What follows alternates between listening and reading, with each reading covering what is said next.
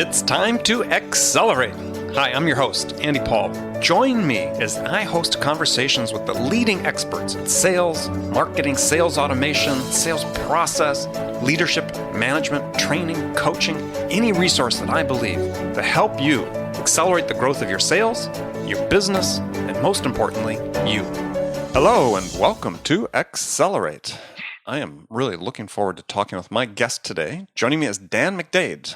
Dan is founder and CEO of PointClear, a BPO company that helps B2B companies with, I'm using all these acronyms here, business process outsourcing company that helps business-to-business companies with complex sales processes drive revenue through lead generation, qualification, and nurturing.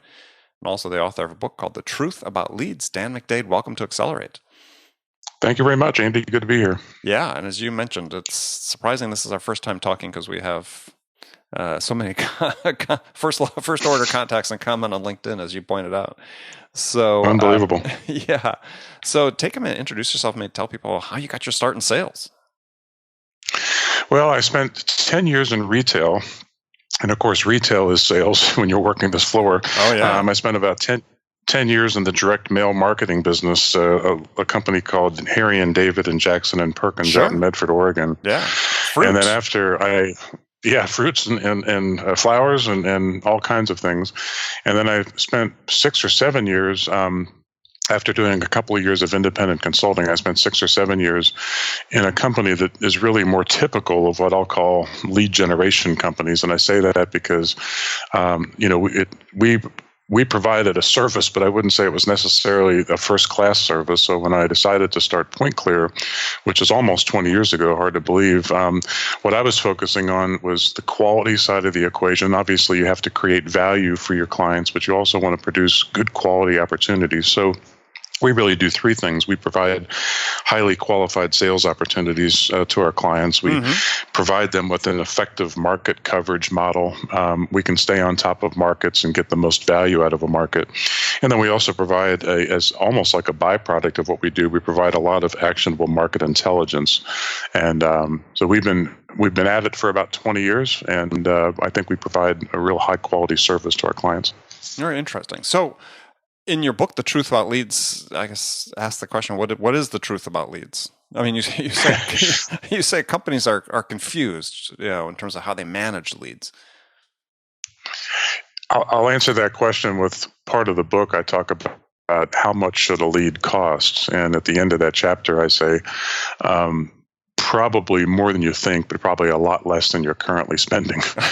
And I say that because, just as an example, a client a couple of years ago was spending $23.15 on content aggregator leads. And as it turned out, the actual effective cost per lead was $2,660, which was about 2.5 times what we would have been able to provide with a pure outbound program as opposed to kind of an inbound program. And what was the lifetime value of the contract? The value of the opportunity was pretty high. We're talking about one of the largest software companies in the world, with average deal sizes ranging between $100,000 and $1 million. So the problem was, as you've talked about on previous podcasts with other guests, the problem was that leads were going out to the field. In this case, 6,000 leads were being sent out to the field. And because 98% of the leads were absolutely worthless, none of the leads were followed up. So the 2%, or it's actually 1.8% of the leads that were actually worth following up, were just being ignored. So the problem is that, in a sense, they had an infinite cost because they were spending all this money generating leads that were being sent out to the field and ignored. Interesting. Well, okay, so you've triggered some interesting thoughts there. So there's this, I don't know if it's apocryphal data that's out there or whether it's true, but multiple companies have written about it, saying that 70%, 72%, I guess the inside sales number is 72% of sales leads are never followed up. And your fundamental point would be is that, well, that's because most of them are garbage. That's true, and I think the bane of our existence is that the leads that we turn over to companies sometimes get lumped into other leads that they're getting, so-called marketing leads that they're getting. And we, if you follow Serious Decisions at all, we like the concept of the demand waterfall, and it starts with a marketing qualified lead, then a sales accepted lead, then a sales qualified lead. Mm-hmm. We feel like there's very little reason why our leads should not be 100% sales qualified when they land in the inbox of one of the sales reps. That's not really true. I mean, it's hard to be 100% perfect, so there are going to be a certain number of leads that do fail for some reason, but the vast majority of them should be sales qualified, whereas at the Serious Decisions Demand Waterfall, a good 65% of the leads kind of work their way out of the funnel because they're not qualified or because the time frame's too far out or whatever. And then the problem there is that the opportunities that are just not short term are basically forgotten, and they're not nurtured to the point where they could be recycled back to the sales force in a reasonable period of time. So kind of a double whammy that you find companies spending a lot of money on relatively inexpensive so-called leads that go to the sales force and don't get followed up. And then the ones that do get followed up and are too far out, so just as an example, they're basically ignored. They don't go back into a nurturing function any place in the company because really marketing is not set up to nurturing and sales doesn't like to nurture. So there's a real problem there. Right. And marketing only nurtures to the point where they hand it off as a sales accepted lead, right? I mean, so if they've got a lead that comes in and they do their scoring and they take them through the funnel until they become an MQL to an SI, you said a sales accepted lead and off to sales. So what's the solution to that? Besides, I mean, I know using your company helps in that, but for most organizations is what's the answer to nurturing the leads where the time frame is not quite right? Yeah, and sometimes using our company isn't the answer because there's a basic broken process within the company. A lot of times, if we have we try to maintain contact at the senior levels in organizations rather than getting shuffled down, because sometimes when you get shuffled down, basically you're working with people that don't really have any pull in the company. But I like to talk about the concept of a judicial branch. The concept of the judicial branch is that if, in fact, most companies don't do this, but if, in fact, you have a common definition of a lead, or what Brian Carroll calls the universal lead definition, if you do have a common definition of a lead, then anytime that there's an exception, it should be investigated or evaluated. So, for example, marketing turns a lead over to sales and sales doesn't accept it.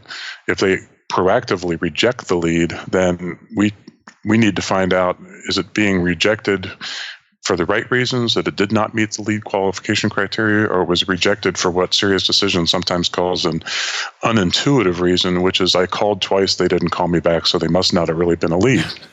And so if there was a judicial branch, and unfortunately the judicial branch can't be made up of just marketers or just sales executives or even sales and marketing executives, you have to have a COO or a CFO or a CEO or somebody else that's kind of outside these departments. Because if they could have solved this problem, they would have, and they're not going to be able to solve the problem. And the only way you really solve the problem of dumping garbage on sales reps, and then sales constantly complains about the lead quality or they're not getting enough leads. Marketing constantly complains about the fact that they don't get feedback from sales, and sales doesn't follow up on the leads. The only way you're going to fix that problem is to, number one, have a lead definition that everybody buys into, and then number two, put the judicial branch in place for a period of time to some extent validate and maybe even calibrate the lead definition and find out really what's going on in the organization. Because as funny as it sounds, or as odd as it sounds, it's a relatively simple problem. But when you talk to CEOs about databases and leads, they don't care about databases and leads. They care about revenue. But unfortunately, if they don't start caring about leads, and I'll give you an example of that in just a minute, if they don't start caring about leads, then it's going to continue to be a real problem, because they'll waste marketing dollars and they'll squander opportunities that are kind of hidden under a pile of garbage. some years ago, and this client actually recently sold to another large company, but we worked with this one company for 10 years. And about 9.5 years ago, the CEO of the company sat down and actually reviewed and listened to 126 leads. And his conclusion at the end of this was that 125 out of the 126 were solid gold leads that sales reps should be following up on. And that was a revolutionary moment for that company. For the next 5 years, they grew at 45% compound annual growth rate per year. And most of that they attributed to our doing the lead generation work for them. We had a staff of 10 at one point just satisfying this company. So there was an example of a CEO who took the role seriously, because he said he was about ready to discontinue the contract with us because the feedback he was getting from sales. And had he not done the work that he did, we would have been out and he would have not grown 45% per year compound annual growth rate for the next 5 years. Right. So some of that response you're getting from sales just sort of ingrained sales skepticism of, I'll use the category marketing generated lead. They perceive this as a marketing generated lead. And hey, we all know, in their minds, they're saying, hey, we all know those are never good leads, so we're just not going to follow up.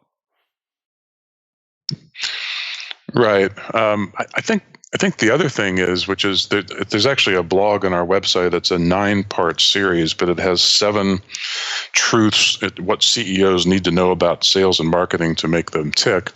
And one of the things that we have found is that sales executives, for the most part, don't really know how to follow up on a lead. A lot of times, in fact, we had one where we happened to be doing a warm transfer of a lead to a sales rep up in Pennsylvania, and his opening statement to the prospect was, "I understand from some telemarketing company we use in Atlanta that you're interested in buying something. What is it?" And as outlandish as that sounds, unfortunately, it happens more often than not. And a lot of times our clients will allow us to actually put a little training program together for the sales reps to say, here's how you actually follow up on a lead. Even our own SVP of sales, unfortunately, did not early on buy into the fact that you might call and email a lead 3, 4, 5 times over the course of a couple of weeks, because even though we had a scheduled date, so to speak, 50% of the time that scheduled date isn't met. And I always tell people that if you wanted to have dinner with another couple a couple of weeks down the road, could it possibly take more than a couple of phone calls, a couple of emails, and maybe a couple of texts in order to come up with a date and time and a place? And the answer is, of course. People are busy and. Sure. It takes a little bit of time, but you have to check with your spouses. You got all these other things going on. So why would a prospect that doesn't know you roll over on the very first call and fall all over themselves in order to take the call and make sure that they make the meeting? They don't because they get busy, not because they're not interested. So it takes multiple follow-ups, and that's something that sales executives really don't want to do. Unfortunately, they have to do it. And if you have a decent lead, and in our case, with the exception of the state of California, we provide digital audio files to substantiate the leads just from a quality standpoint. If you listen to the call and if you follow up appropriately, then you're going to get a much higher at-bat percentage than if you call twice, they don't call you back, and then basically you assume that the lead was no good. Well, so let me go back to a question I'd asked before then, is why does lead follow-up still seem to be this universal problem? Because, especially in the case, let's say a company uses your services. I mean, gosh, the fastest, easiest ways to go out and capture new business is to follow up on these leads that are given. And even companies that, still have to do some initial qualification, screening of leads, it's still, to my experience, it still has been the fastest path to growing sales is to follow up on good quality leads. But even with good quality leads, reps have this reticence about doing it. I've had I've been on some LinkedIn discussion boards where I've had, listened to senior salespeople say, the only good lead is one I develop myself. And it's like, okay, why does that still persist, do you think? I think it has to do with the mentality or the skill set of the sales rep. I always talk about their hunters, beaters, and farmers. And unfortunately, there are way more farmers than there are hunters. I'll give you an example of that. We working with a company that was selling to the Department of Defense, and one of the guys that was on the kind of the project team, his total territory was one Air Force base down near Macon, Georgia, Warner Robins. And he told us, just categorically, he said, there's no sense in your calling Warner Robins because I'm there every day and, I know everything that's going on there. And the marketing VP shook her head and said, you call Warner Robins just like any place else. And the first week, we uncovered a lead that closed for $1 million that this sales rep knew nothing about. And that was because he was really more of a farmer than a hunter. He was much more comfortable. I call it the milkman delivery. He was really more comfortable going to the same places every day of the week, having coffee with this person, having lunch with that person, and was much more comfortable dealing with people that he knew and people who were allowing him to make a good living, as opposed to really stretching himself to go into some of these new departments. So if you've got a pure hunter, the last thing you want, of course, for them to do is to farm. But if you have a pure hunter, they're going to be much more apt to be aggressive. The company that I talked about a little while ago, where the CEO listened to 126 leads, their best sales rep was absolutely tenacious. I mean, he was unbelievable. He closed a higher percentage of our leads than anybody else on the sales force. And I think that was because he was a true hunter. Everybody else out there were farmers, and farmers are uncomfortable, sticking their neck out into a new situation where they don't know the players. So composition of the sales team really becomes important then. Right. Yeah. Well, I think that's a sort of a common theme, and yeah, whether we call them hunters or farmers is what I find is that too few companies still in their hiring do the assessments and the deep dives they need to do to really make sure that people's skills and abilities align with the job they need to have done. One of which is a key one oftentimes is following up with leads. Yeah, another good example of that is we actually do an assessment, and we have an assessment for individual contributors who, what we call our inside sales executives, inside sales reps, and that compares to another assessment we do for closers, people who are responsible for closing business. And what we find is that a lot of companies are making a mistake by taking people that they want to eventually put out in the field as a sales executive and having them train as an inside sales rep. And the mentality and the skill set of these two positions is so different that in the end, if you have somebody that's successful at and willing to do inside sales, they're probably the last person you want to deploy as a hunter. And anybody that's a true hunter, they're not going to last long in an inside sales position. So to your point, there's a lot more assessing that needs to be done, probably a lot more understanding of the territories and making sure that you don't force a farmer into a situation where they have to hunt because they're not going to like it. They're not going to be good at it. And as a result, you're going to lose business.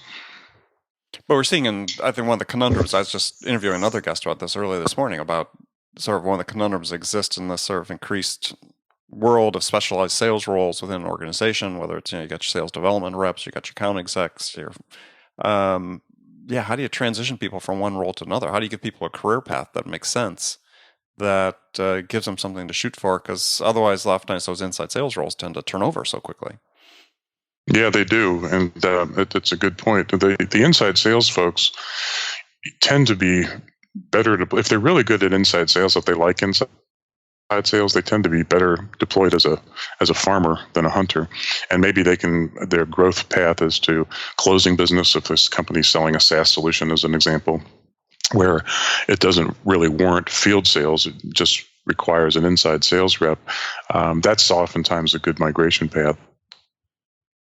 Yeah, but you're right. I mean, 2.5 years generally is enough for people, Oh, yeah. Yeah, I think the industry averages 1.4 years in an SDR role before they either burn out or decide that that's not the career for them. So, unfortunately, we have a number of people. I mean, we actually have people that have been doing the job for us for 10 years or more. And so, fortunately, there are some people that what they like is they like the fact that they can come in at a certain time in the morning, leave in the afternoon, and not take the job home with them.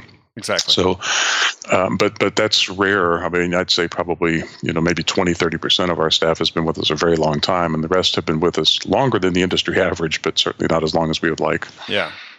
Well, you had an interesting blog you had recently learned about. Is about a question you had posed on a LinkedIn group about minimum acceptable close rate on leads, and I thought a lot of the responses you got were pretty interesting on that.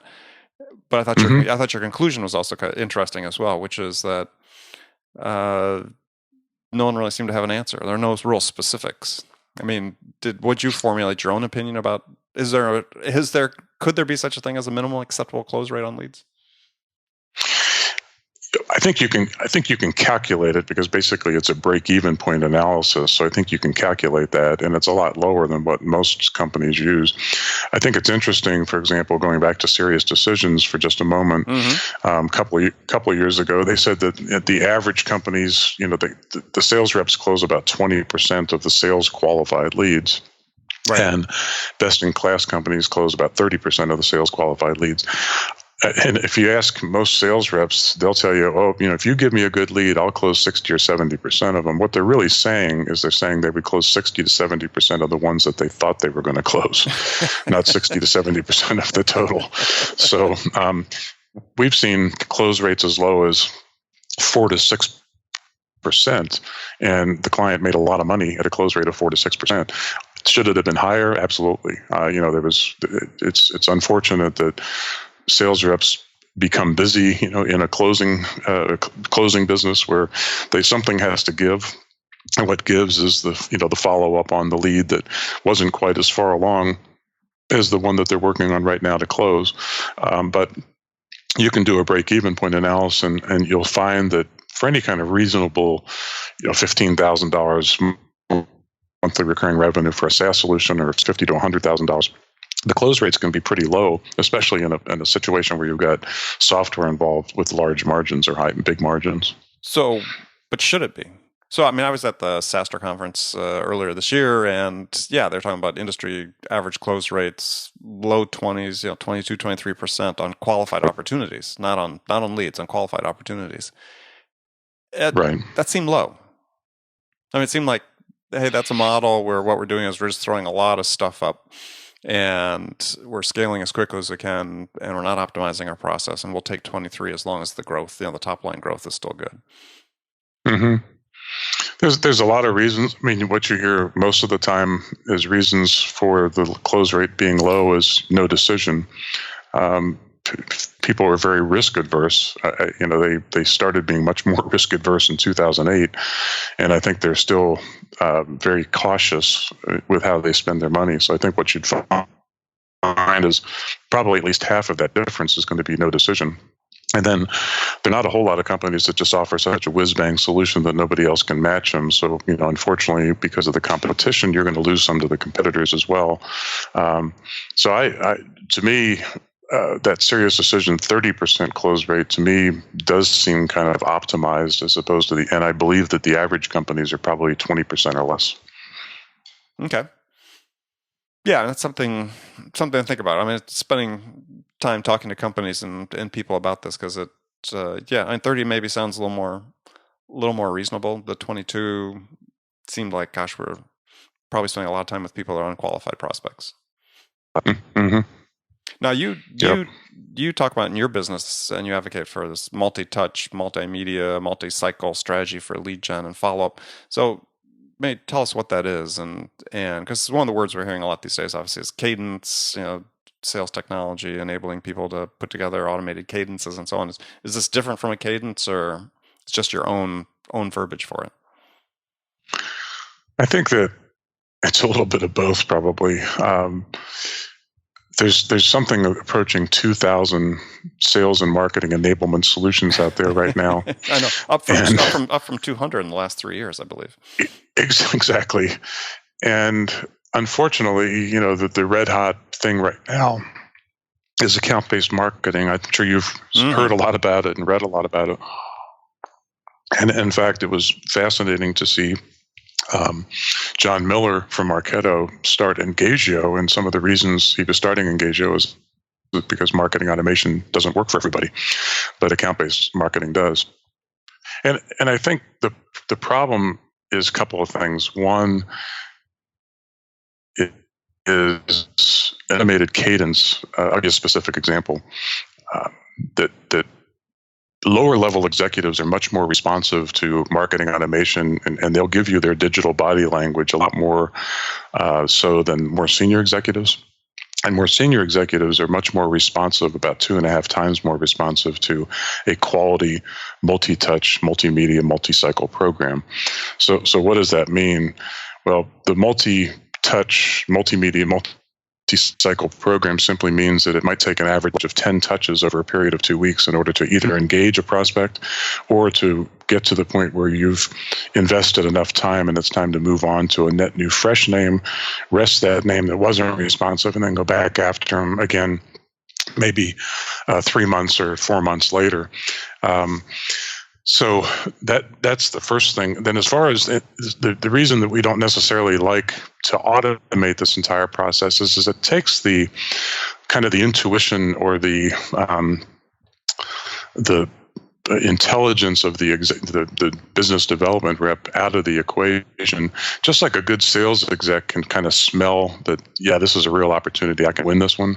And sometimes they say, there's an opportunity here, but I don't think we have a chance. It's the same thing with inside sales reps. They get a sense for this one isn't worth investing 15 touches on, and this other one is worth investing 5 or 6 touches. Whereas automation, you basically set it up and it does exactly what you tell it to do. But it's not necessarily the path to victory. It may be that if you invested, we had one situation where on the 42nd touch, the CMO of one of the top 50 utilities in the country responded and said, "Don't stop calling me. You're my conscience. I've been wanting to talk to you. I've just been extremely busy." 5 months later, that closed for $1 billion. It was a business process outsourcing contract with a large global consulting company. And so it was, 42 touches too many? No, in that case, it was exactly the right number. Now, that's kind of an example that's off the chart, but you don't want to automate it to the point where you can't have a human use some intelligence to figure out how much time they should invest in the touch cycle. Well, it's interesting. Again, interesting issue, because again, we see oftentimes, especially with in the tech space, a lot of SaaS companies, is that they're so metric driven that environment couldn't exist. That you talked about. Right. And in some cases, for example, a relatively low price commodity or a relatively low price solution, you really can't afford to use extensive outbound and all of the touches that I'm talking about because the margins just aren't there to do it. But in other cases where you've got either the top 40% or top 30% of your market or something where you've got $15,000 per month or, a $100,000 deal, you really can't afford to wait for the market to come into you. As a matter of fact, you've probably heard of the ITSMA, and the ITSMA has come out in 2016 saying that it's a myth that 70% of the sales process is complete before a sales executive needs to get involved. And especially senior executives, they want somebody to work with them to figure out what's really happening. And they want somebody that solved this problem multiple times when they're only going to have to solve it once, and they don't want to take a risk. So they're going to reach out and they want help from the early stages of education all the way through close. Yeah, well, it's interesting that you bring up that stat, because I thought somewhere you had in one of your posts too that 80% of vendors said that they reached out to the seller to initiate the sales process. That's absolutely right. So how do those two play with each other? I think that the market right now had become so inbound oriented that they were the ones that were talking about cold calling is dead, right, and outbound is interruption marketing and that kind of thing. I think, slowly but surely, I think their tune has changed on that. And I think you heard one of your most recent guests talk about that and talk about defending the reason for outbound. So I think part of it is that the marketers were looking for an easy solution, and the easy solution was to automate everything. It's happening right now with account-based marketing. We were talking about just a couple of minutes ago. Right. Account-based marketing is now synonymous with IP marketing. So it's all about figuring out if somebody from XYZ company is on your website and alerting the sales rep so that they can take some action. To me, that's really interruption marketing. That's not really what I would call good marketing. And for the most part, unless they have cookies on their computer, or that you have another way of identifying them individually, all you know is that some big XYZ company has somebody on your site. That's not a lot of help. The real account-based marketing is basically making sure that you carve out a significant enough but a small enough number of targets where you basically know everything about them. You've got triggers set up. You've profiled them. You really understand the marketplace and the individuals that you're most interested in selling to in that market. And I'll give you just a quick example of how that's not working. We have a client that we've worked with now for over 10 years, and they've had some turnover in marketing. And one of their targets is 300 companies with a very, very specific title. And I won't tell you the details about this because I don't want to create a problem for them. But instead of picking up the phone and calling these 300 people, because it's literally 300 people and it's very, very targeted, very, very targeted market. But instead of picking up the phone, they're targeting literally thousands of people with email, hoping that some of the 300 actually respond. And our task is to follow up on anybody that responds. And for the most part, the 300 that they really want to talk to aren't responding.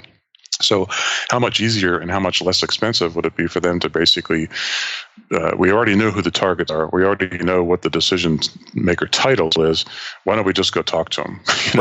If we did that 300 times, we'd get a lot further than sending out 6,000 emails and putting, IP marketing on websites and that kind of thing. Just an example of what's going on today. Right, and potentially annoying the prospects in the bargain.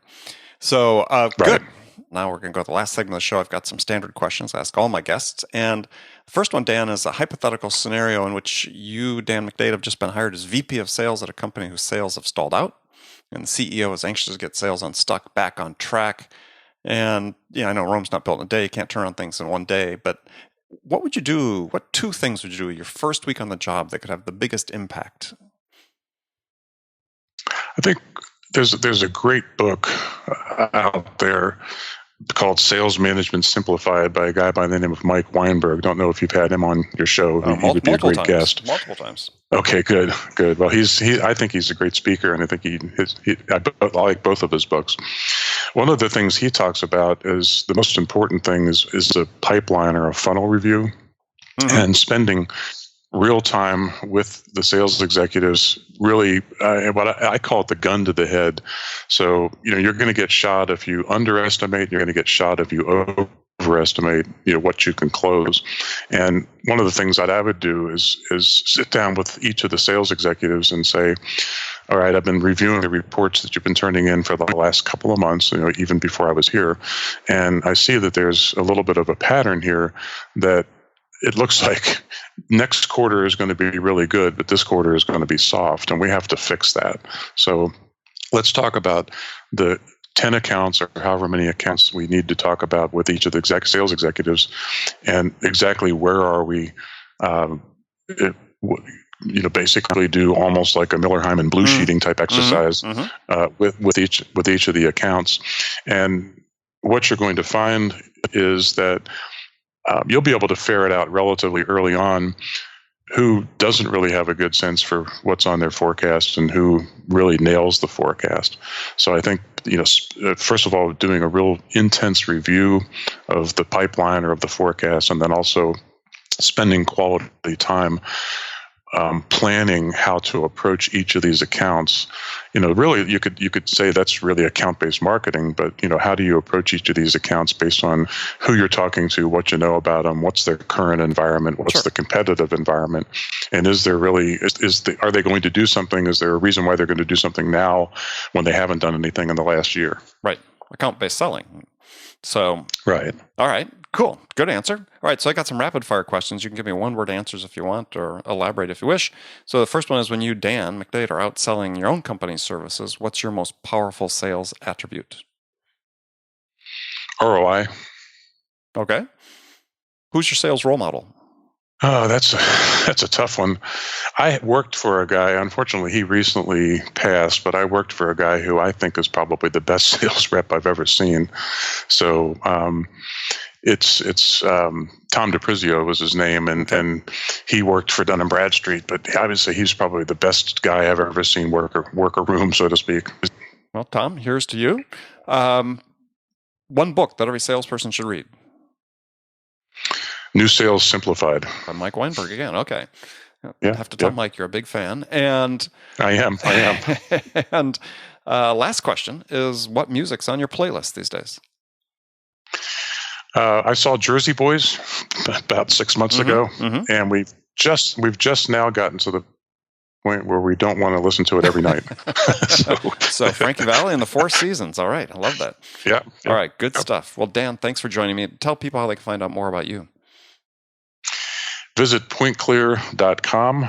There you can find our blog. The book, The Truth About Leads, is on Amazon, and you can get it as a podcast, or you can actually get the hard copy book. And if you want, you can always email me, dan.mcdade@pointclear.com. Excellent. Well, thank you very much. And remember, friends, make it a part of your day every day to deliberately learn something new to help you accelerate your success. And easy way to do that is to make this podcast, Accelerate, part of your daily routine, whether you listen in your commute, in the gym, or make it part of your morning sales meeting. That way you won't miss any of my conversations with top business experts like my guest today, Dan McDade, who shared his expertise about how to accelerate the growth of your business. So thanks for joining me. Until next time, this is Andy Paul. Good selling, everyone. Thanks for listening to the show.